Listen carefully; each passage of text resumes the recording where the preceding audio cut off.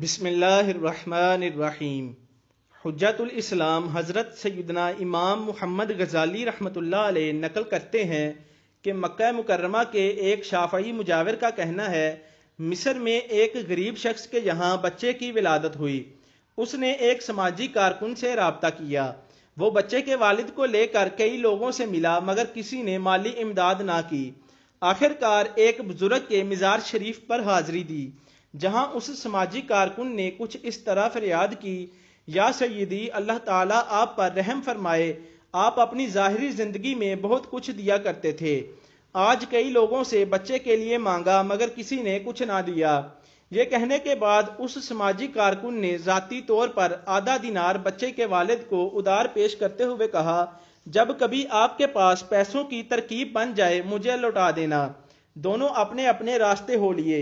سماجی کارکن کو رات خواب میں صاحب مزار کا دیدار ہوا اور انہوں نے فرمایا، آپ نے مجھ سے جو کہا وہ میں نے سن لیا تھا مگر اس وقت جواب دینے کی اجازت نہ تھی۔ میرے گھر والوں سے جا کر کہیے کہ وہ انگیٹھی کے نیچے کی جگہ کھودیں، ایک مشکیزہ نکلے گا، اس میں 500 دینار ہوں گے، وہ ساری رقم بچے کے والد کو پیش کر دیجئے۔ چنانچہ وہ صاحب مزار کے گھر والوں کے پاس پہنچا اور سارا ماجرا کہہ سنایا۔ ان لوگوں نے نشاندہی کے مطابق جگہ کھودی اور 500 دینار نکال کر حاضر کر دیے۔ سماجی کارکن نے کہا، یہ سب دینار آپ ہی کے ہیں، میرے خواب کا کیا اعتبار ہے؟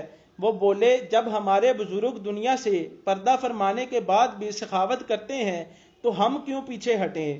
چنانچہ ان لوگوں نے با اصرار وہ دینار اسی سماجی کارکن کو دیے اور اس نے جا کر اس بچے کے والد کو پیش کر دیے اور سارا واقعہ سنایا۔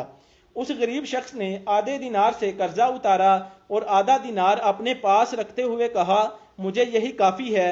باقی سب اسی سماجی کارکن کو دیتے ہوئے کہا، بقیہ تمام دینار غریبوں نادار لوگوں میں تقسیم فرما دیجئے۔